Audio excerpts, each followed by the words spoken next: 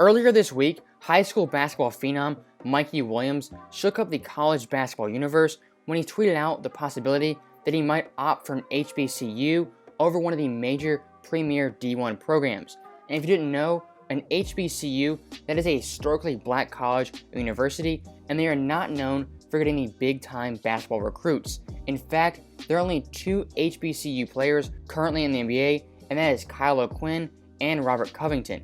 And if you haven't noticed college basketball, it is definitely in a state of change, as within the past few months, you've seen top recruits like Jalen Green and Isaiah Todd opt for the G League over those big-time college programs. And you also have players like Kyrie Walker opting to sit out a whole year just to get their body NBA ready and get prepared for the NBA draft. And we've also seen some players take the international route like RJ Hampton and Lamelo Ball going overseas to play in Australia.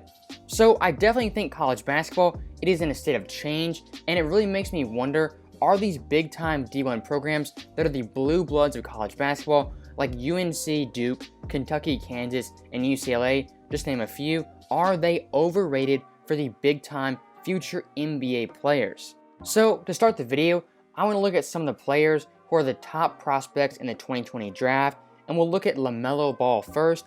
Lamelo Ball, before he even went to Australia, he was a projected top 10 pick in the NBA, and since playing in Australia, his draft stock, he's risen as high as number 3 in some of these mock drafts. So college basketball, it had no impact on LaMelo's draft stock. In fact, his draft stock, it went up in spite of not playing college basketball. And even RJ Hampton, he was a projected first-round pick, and still to this day, he is looked at as a mid-first-round pick between the 15 and 25 range. And if you look at some of the big-time players who actually played college basketball this season, like James Wiseman and Cole Anthony, their draft stocks, they have remained unchanged. They are two guys who were already projected lottery picks, and this is despite James Wiseman being suspended by the NCAA and only playing a handful of games, and Cole Anthony, by all standards, having a very disappointing season at UNC. So I think RJ Hampton, Lamelo, James Wiseman, and Cole Anthony, they are prime examples of why these big-time D1 programs, they can be overrated, because these players' draft stocks, they did not change based on a year away from college basketball or a year in college basketball. And Mikey Williams, he had a quote that perfectly summarized my viewpoint on these college basketball programs when he said the following: "If you're pro no matter what college you go to."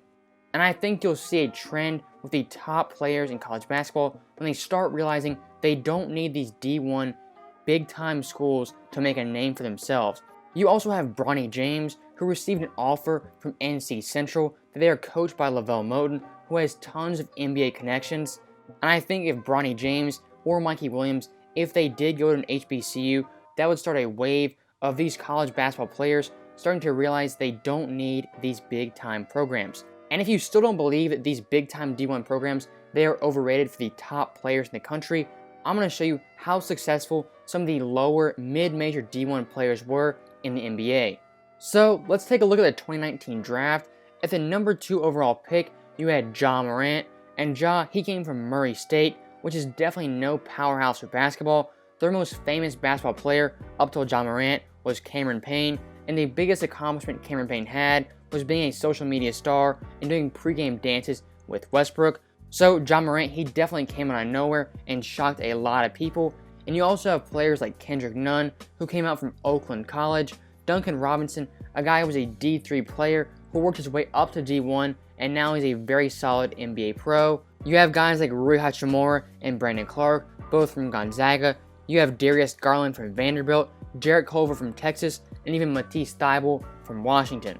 And those are some of the top players out of this draft class, and they did not come from the big-time college basketball programs. And if you go back and look at the All-NBA teams from just a season ago, most of the players in the All-NBA team, they are not players from big-time D1 programs. If you look at the All-NBA first team, you have guys like Paul George, who played at Fresno State, James Harden, who played at Arizona State, Steph Curry, who played at Davidson, Kevin Durant, who played at Texas, Kawhi Leonard, who played at San Diego State, Damian Lillard, who played at Weber State, and you also have overseas talents like Nikola Jokic, Rudy Gobert, and Giannis. So the majority of the players from the 2019 All-NBA team, they were not players who came from big-time D1 programs. I want to keep reiterating that point. to be an NBA star, going to Duke, UNC, Kansas, all those places, it does not guarantee you anything.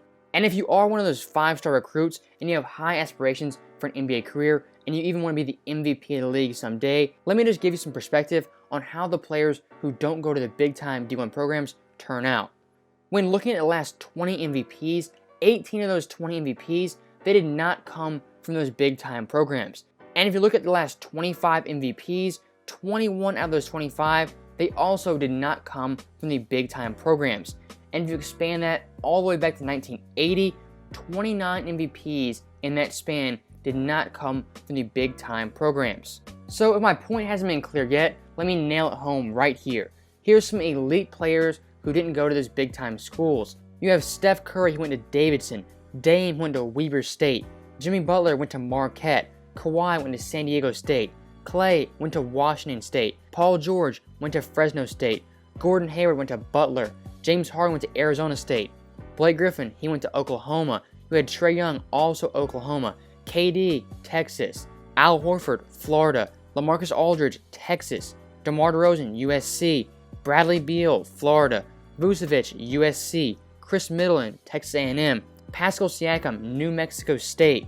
And CJ McCollum went to Lehigh. And all those players, they are all-star caliber players, and they are elite talents for the NBA. And none of those players went to the big-time D1 programs. So again, that reinforces the point that Mikey Williams had earlier in the video. That is, if you are a pro, the NBA, they will find you no matter what college you go to. And by no means am I saying that these big-time players, they shouldn't take the opportunity to go to a Duke or UNC or Kentucky, because it is their choice in the end. I'm just showing you guys, you don't have to go to those schools to be a successful NBA player. And I am really looking forward to this next generation of players coming in, like Lamelo, like Bronny James, like Mikey Williams and Jalen Green, these players who aren't taking the traditional route, and they're being their own trailblazers, and they're making their own way to the NBA. So I hope I made my point clear. I hope you guys got a glimpse of how successful these players who don't go to the big-time colleges, how they are in the NBA. And again, I'm not saying that if you don't go to UNC or Duke, that you won't be successful, or that you will be. It really is all up to the player. I'm just showing you guys, if you are a great player, a great prospect, and you go to a lower D1 school, the NBA, they will find you, and you can be a great player if you put in the work, put in the time. So, thank you guys for watching this video. If you have any comments, any questions, let me know below. But besides that, thank you guys for watching. I'll see you guys next time.